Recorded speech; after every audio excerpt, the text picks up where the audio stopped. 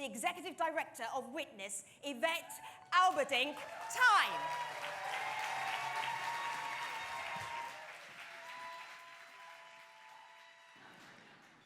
So hello everyone, and thank you so much for being here tonight with us.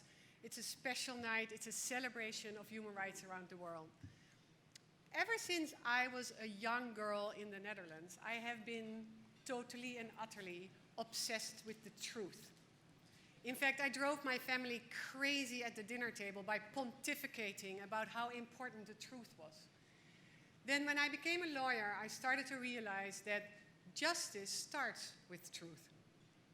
And at Witness, our mission is to expose the truth, to ensure that human rights violations get exposed. Because more often than not, when human rights crimes happen, the stories of the victims and the survivors are denied. So when Raul, who's a young man living in a favela in Rio, picked up a mobile phone to document the police killings in his neighborhood, he did so because he actually realized that video might be the only thing that would make a difference in a place where impunity is the rule. And when Said, who is a 6th grade science teacher in Aleppo, Syria, picked up his iPhone to document the bombing of the home of his neighbors, he hoped that the world would see his footage and that it would actually bring justice.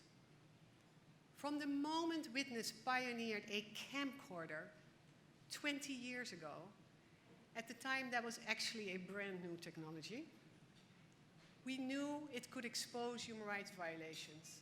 Witness has been a human rights innovator. We all know that the world today poses new threats, complex challenges. The world is a bit of a scary place. One look at the news will show you the face of the perpetrators. It could be a murderer's government, like in Syria. It could be digitally highly sophisticated terrorists, like ISIS.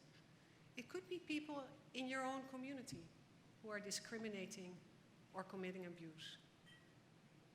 It's actually easy to lose hope in the face of this much injustice.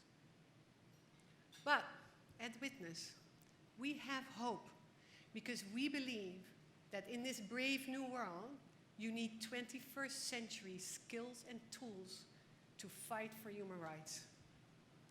Billions of people now have a powerful, powerful tool in their pockets, their mobile phone. And social media platforms have made it easier for the concerned citizens to amplify, to share, and to organize. Witness programs are uniquely targeted to take advantage of that opportunity so that a new generation of human rights defenders has the skills and the tools to create human rights change safely and effectively. This year alone, we launched a global, first ever, global video as evidence guidelines.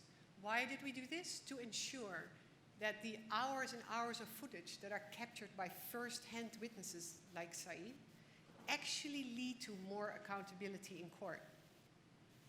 And our recently launched Witness Media Lab, which is a partnership with the Google News Lab, is dedicated solely to making sure that millions of eyewitness videos of human rights abuses can actually be found, trusted, so that they can be turned into a powerful tool for change.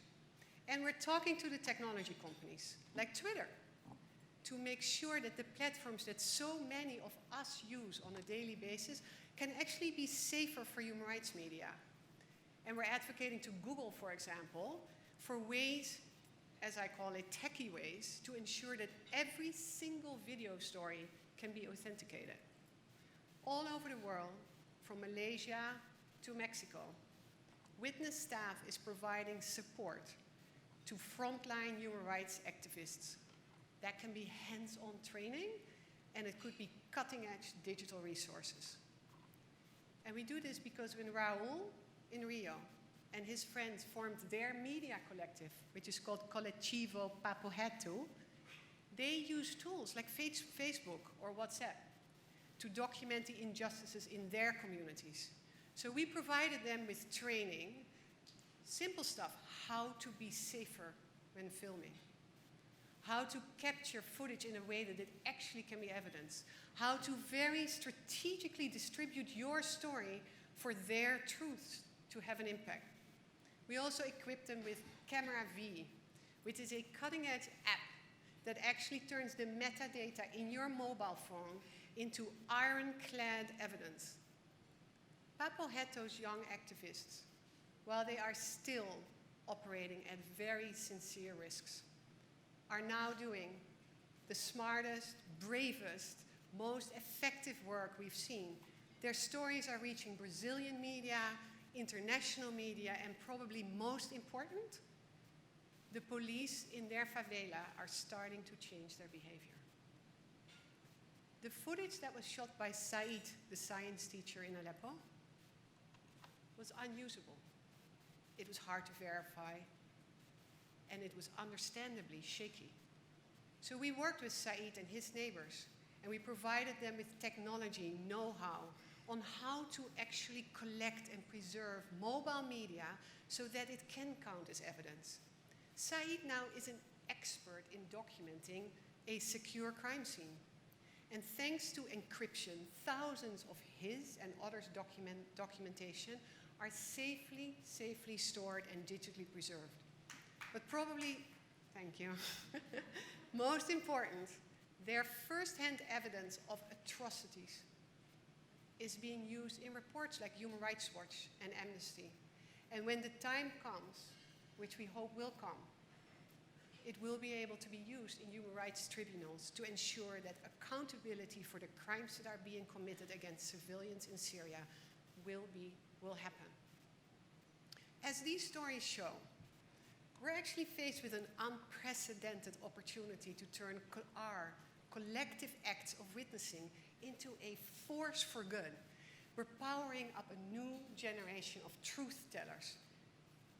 That vision of a world where anyone, anywhere, could be a witness to injustice, that is our North Star. And that witness, we used to imagine what the world would look like if anyone had a camera in their hands. Now we imagine a world where anyone can use that tool to secure justice and maybe even prevent abuse from happening in the first place. So this small team, 28 of us, we dream really big, and we share one value. It's the crazy idea that we can, in fact, change the world.